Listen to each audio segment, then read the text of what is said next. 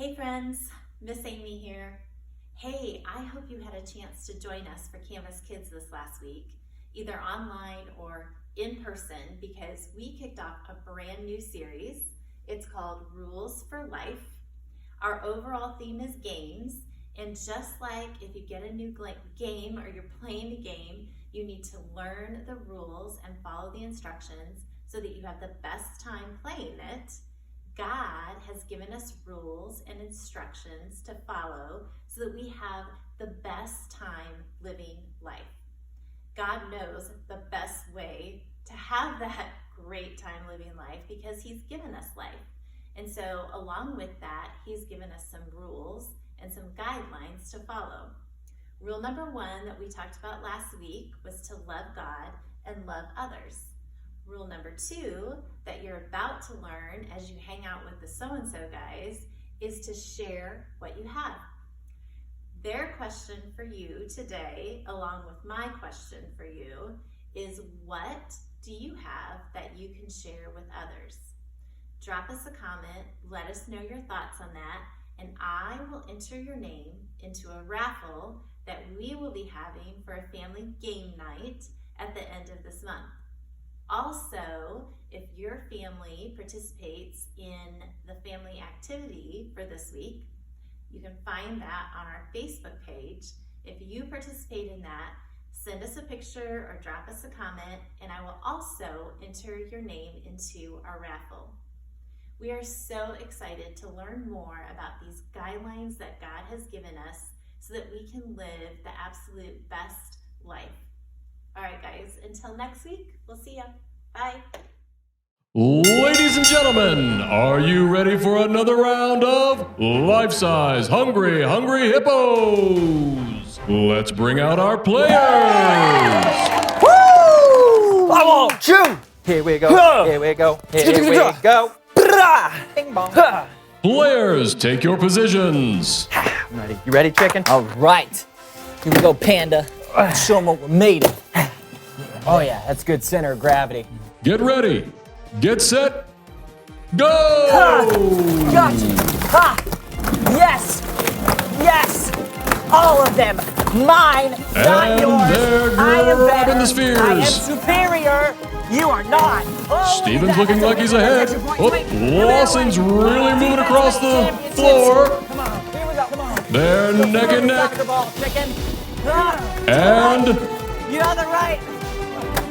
Go. all the way across the floor, the Panda's really raking him across the coals. Steven's moving for the last big one. I got the big ball. Basketball, basketball, basketball. Yeah. You got the. Where was that one? I didn't see. Steven wins. That's not fair. I didn't even see the big one. Fine. Look at that. I'll spot you a point. You All can right. have that one. May I the didn't best want man anyway. win. Because he won. That's a good one. Okay, wait. What's next? What's up? Now it's time for life-size Jumanji. Nope, I'm out.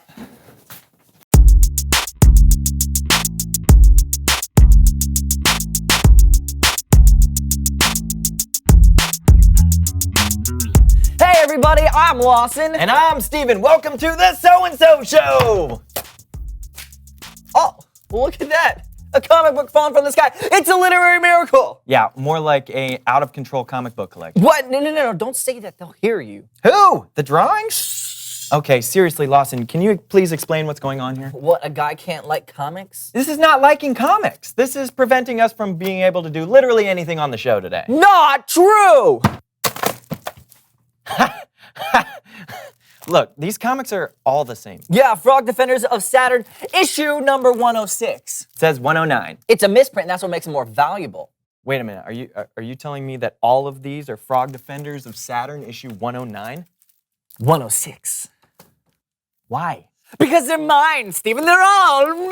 But if they're all yours, that means nobody else can have one. Precisely! How much did all this cost you? A lot. And you think this is a wise investment? Oh yeah, no, my investment coach is completely on board with my fiscal choices. What? How do you know the word fiscal? And also, your investment coach? Yes. Why don't you welcome someone who knows stuff?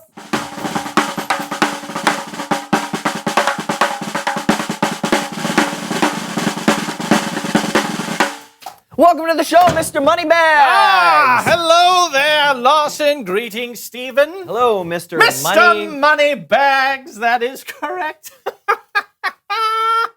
I love money. You ever play Monopoly? Oh, I love having monopolies. Oh. Okay, well, we know who you are, so why don't you tell us what you know? Oh, of course, it's all in the name, my boy. It's all in the name.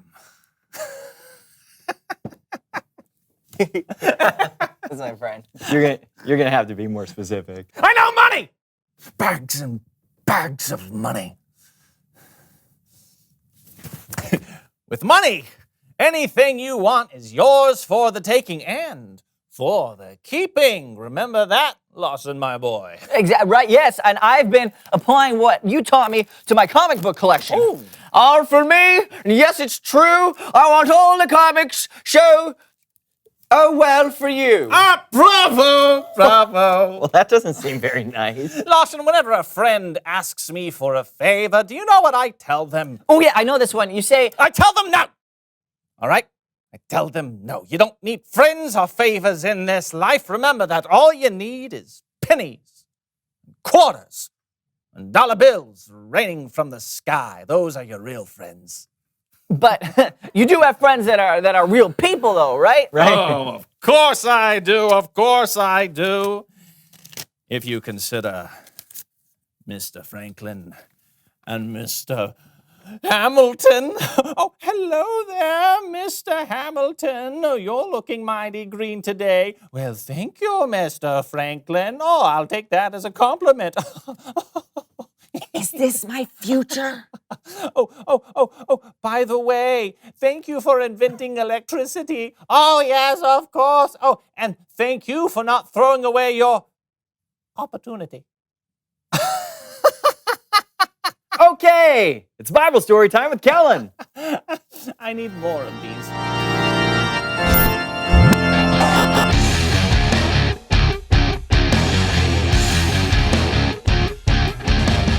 Hey guys! Hey, Kellen. Hey, Kellen, what do you have for us today?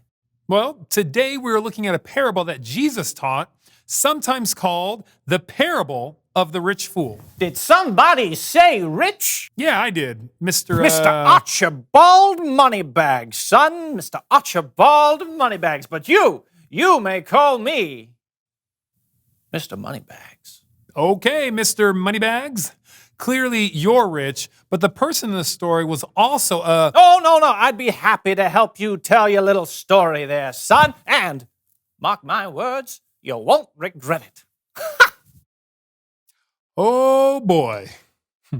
Well, anyway, a parable, if you didn't know, is a story that has a lesson at the end. Jesus used stories sometimes to help people see what he was talking about in different ways. On this occasion, Jesus was teaching when someone said, "Teacher, tell my brother to give me half the stuff that belongs to our family." Now, they must have been having an argument over something about, like, who has the most stuff. So Jesus said, "Watch out. Be on your guard against wanting to have more and more things. Life is not made up of how much a person has." Then Jesus tells them a story. There once was a rich man. Boo-yay! Oh, I will add this to the 25 smackaroos I won in that beauty contest. One year, his land produced a very large crop. Look at all of my crops. Stupendous. But what should I do? I don't have anywhere to store all of these crops. And there is no way I could use all of these crops in just one season all by myself. What to do? What to do? Light bulb! I will take all of my barns and tear them down. Wait for it. Tear them down. But then build bigger ones. And then I will store all of my crops in these newer, larger barns. Ooh. You know, I have plenty of crops, and these crops are going to last me for a long time. I mean, many, many years long time. So I should probably just take life a little easy. I suppose I'll just eat and drink and have a really good time. But God said to him, You foolish man, tonight I will take your life away from you. Then who will get what you have prepared for yourself?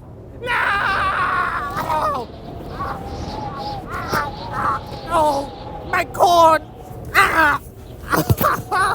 Now there's so many bulls! I'm dead. to be clear, there were no, and I repeat, no inflatable kiddie pools in Jesus' story. But the rich man did die, and he never got to enjoy all the crops he had stored away for himself. Then Jesus said, that is how it will be for whoever stores things away for themselves, but is not rich in the sight of God. The end. Wow. That was quite the ending. Yeah, I think the point Jesus was trying to make is that we only have so much time here on earth. Do we want to spend it caring about all the stuff we have? Or do we want to spend our time caring for the people we love? Yeah. Instead of keeping all the crops to himself, the rich guy could have shared with the people around him. And I think that's what Jesus meant when he said we should be rich in the sight of God. I think you're right. And that sounds like my job is done here. I'll see you guys next time. Thanks, Kellen. Bye, Kellen. Steven, Yes, Lawson. I think I might be hoarding comic books. Might be. I don't want to die like the rich fool in Jesus' story. I don't want to end up friendless and alone. I'm your friend. Not now, Steven. I have to do something. What should I do? What should I do? I don't... The light bulb. Reveal the question.